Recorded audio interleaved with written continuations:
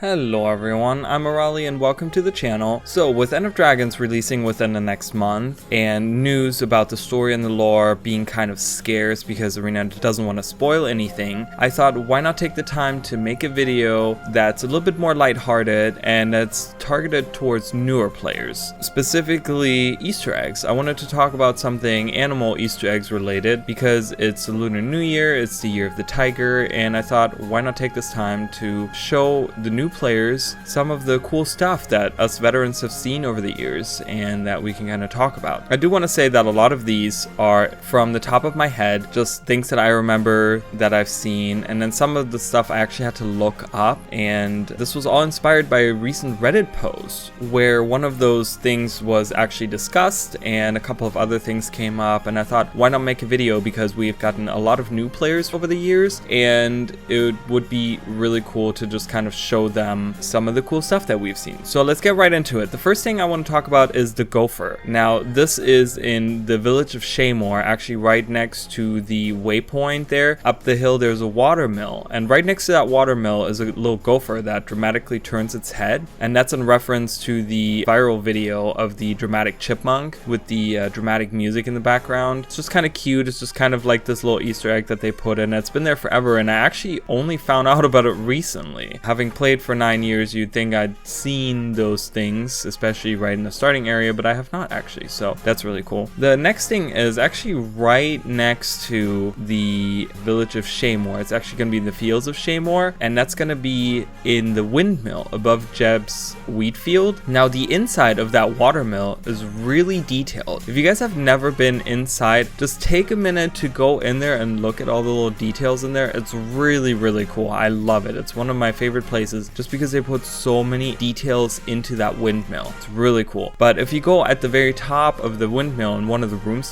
there's actually a cat that rolls around on one of the beds. Now I don't know if this is a reference to anything or if this is maybe one of the developers' cats. They've done that before, so I'm not sure if that's one of them, but that was just kind of cool. Next up is right outside of that windmill. Actually, you'll find up on the hill there is a picnicker that's getting kind of bothered by a bear. The bear doesn't really do anything, he just kind of stands there, but she's just scared of him. She's standing there, and if you kill the bear, she actually cheers and then sits down right next to her picnic basket and just hangs out over there. I don't know again if this is a reference to anything, but it's just this neat little thing that you can do. It's not an event or anything, it doesn't trigger really anything, and the bear does respawn at some point and she will run back away and then cower in the bushes again. So I'm not sure what that is, but just a neat little thing I want to point out. Next up is the Heron in Kessick's Hills. So if you go in Kessick's Hills in the Halakon Cataracts, just outside of Fort Selma in the river, you'll actually see a heron, and it's very like polygonal and it has like low res textures on it, and it has really clunky movements, and it just barely moves at all. In one of the very early trailers where the ArenaNet kind of shows off like the day and night cycle, like how like changes and stuff, you can actually see that same heron hanging out there. So it's been there for a very long time. It's been there since the beginning of them making the game pretty much and making the map and stuff.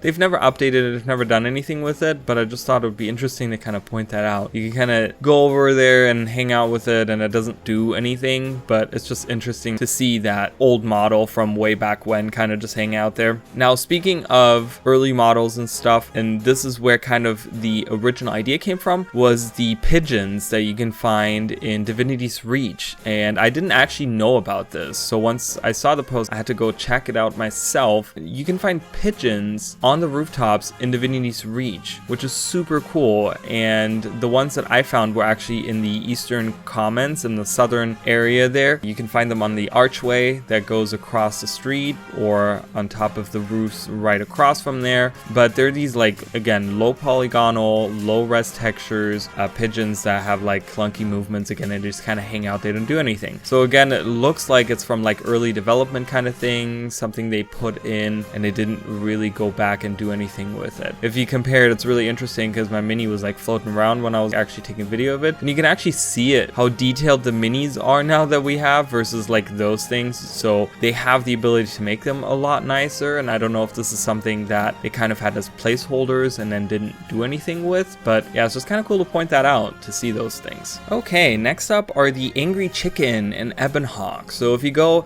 into Ebonhawk in the southwestern corner in the fields there, you can attack the chickens, and if you attack them enough, a couple hits will suffice, I think. It spawns some angry chickens that will attack you. And that's of course a reference to The Legend of Zelda. I think this is like a very well-known Easter egg throughout the Zelda series, but the developers put that in Guild Wars 2 as well. And I think at some point the chickens were invulnerable, but you can actually kill them now. I think it's only with like condition damage or something, I'm not sure. I kind of was able to beat them, which is kind of sad, and they don't do that much damage. They used to be a lot stronger, they used to kill you a lot easier, but that's still a little reference to that, which is really cool. So next up is the turkey room in the Ascalon Catacombs. Now this is something that I think is a little bit more obscure and really is not super well known. I think the like hardcore veterans will know about it, but the people that have been playing for a few years, they might not actually know this, because anytime I mention this to people, they have no idea. There's a lot of people that like have never heard of it. So it's, if you go in the Ascalon Catacombs in the explorable mode, you go into path 1 with Hodgins, and you have to go to the Archive of the Resting, where you have to like defend him for a little bit, and you have to get the Graveling Mounds, like you have to destroy the Graveling Mounds. Once you beat that event and you actually get that waypoint unlocked, you have to go inside of that room and go up all the way to the top to find one of the pieces of the scepters or whatever. But there's actually something, if you go a little bit further, if you hop on top of the pillars above, like the little wooden stakes that are coming out of the wall, if you hop across there, you can actually go in the far corner of that room behind some vines. You'll actually find a room full of turkeys. Now I don't know if this is again a reference to anything. I'm not very good with like pop culture on a lot of these things, so I'm not sure if this is a reference to anything. And I think there's other turkey rooms in the game. I don't know on the top of my head exactly where they are, but there's more turkey rooms in the game, guys. But that's just one that I think is fairly accessible to most people because it is the first dungeon and it's fairly easy to do to get there if you have like a couple people. So that's kind of cool if you want to show your friends that. I always love doing that when I go through there with new people, to kind of be like, hey guys, you want to see a turkey room? And I show them that because they have no idea what that means. So it's really cool. Next up is the Borderlands jumping puzzle. Now this is in World vs. World. On the northwestern side of the map, there's actually a little cave that's like a jumping puzzle that you have to do. And in that jumping puzzle, there is a cave that has like waterfalls and stuff in it, and there is a wall that's covered in vines, and at some point you have to jump through that wall in the regular jumping puzzle. But if you actually jump a little bit below on the same wall, a little bit off to the side, you can actually get into a hidden room that has the swinging kid with cats in it. Now the same kid is actually found in many other maps. It's actually a quote-unquote signature of one of the ArenaNet map artists that goes by the name of Tirza, I want to say. I hope I pronounce that right. But anytime Tirza works on a map, you'll find that swinging kid. So it's really cool. There's a lot of different maps you can find him. But it's just interesting to see all those cats. There's a ton of them. They're just hanging out everywhere. And they're actually training to fight with training dummies and stuff. Like the little kittens are getting trained to fight, which is just really, really cute to see. Now the same kid can be seen in the Bay of Ellen. And I know we're talking about animals here, but there is actually animals. So if you go into the Bay of Ellen, which is outside of Amnoon and Path of Fire, there is a round boat that actually has like a bar in it. Now if you go on the roof there, you can easily get to it. Actually, you can just like kind of walk around and jump on top there. If you look inside at the top, you'll see the swinging kid, but right next to that you'll actually see a toucan that's getting attacked by 3 cats, or you know, bothered by 3 cats or whatever, and they just like hang out there. So that's kind of a cute little reference. Again, the swinging kid there with the little animals there. Now those are pretty much all the Easter eggs I could think of. There's a couple of more fun facts that I want to tell you guys about that I thought of. So the first one is maybe not that amazing to everyone, but I thought it was really interesting. So recently, and I think this happened on stream, I was in Mount Maelstrom. I was in the benthic kelp beds, which is the far southeastern corner of the map. There's the underwater base for the inquest and stuff. But if you look around, there's actually some animals called bomorants, and I'm not sure if I'm saying that correctly, but they're like almost like armored fish, but they're not really. They're like, I guess, crustaceans, but they don't exist anywhere else in Tyria. There's no other map that has them. The only area that they're in is in the benthic kelp beds. That's the only place they exist. So I thought that was really cool. I think that's something that's very unique. I was actually looking at other animals. I thought there was a couple of other ones that you can see that are specific to just their area they're in, but all the ones I found were in multiple different places, multiple different maps, all across Tyria in all different locations. Now these are the only ones that only spawn there. They're kind of weird. I don't know if they do anything. They just kind of hang out. They're one of non-hostile enemies that you can see there. And the last one is something that goes way back to the betas actually, and that is the snake mini and the snake tonic. Now back then there was an item called the mystic chest, and you could get like a bunch of tonics out of it, all kinds of different things you could really get out of it, and one of them was a snake tonic,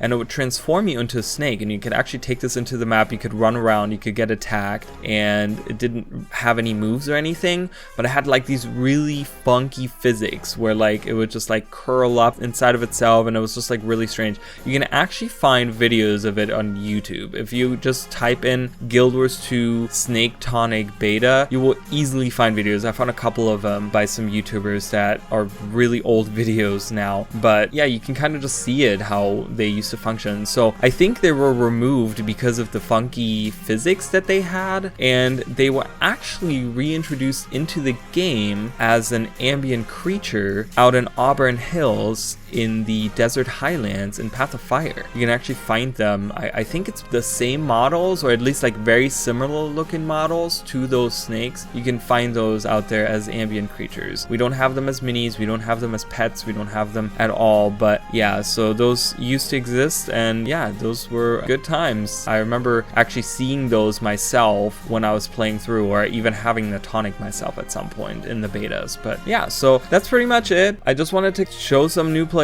some interesting things and kind of tell you guys about some stuff. You can tell your friends about this. You know, I know there's a lot of new people, like I said, in the game and stuff, so you know, just some interesting facts, some interesting Easter eggs about animals. I hope you guys enjoyed this video. Thank you very much for watching. If you guys have not subscribed, I would really appreciate it, and if you could leave a like, I would also really appreciate that. Again, my name is Raleigh. I do stream every Sunday, Monday, Tuesday right here on YouTube as well as Twitch at 9:30 Eastern Standard Time, and I do a bunch of other videos, so if you guys want to check out my channel and see some other stuff, go ahead and do that. And that's gonna be it for me for today. I'll see you guys in the next video. Bye guys.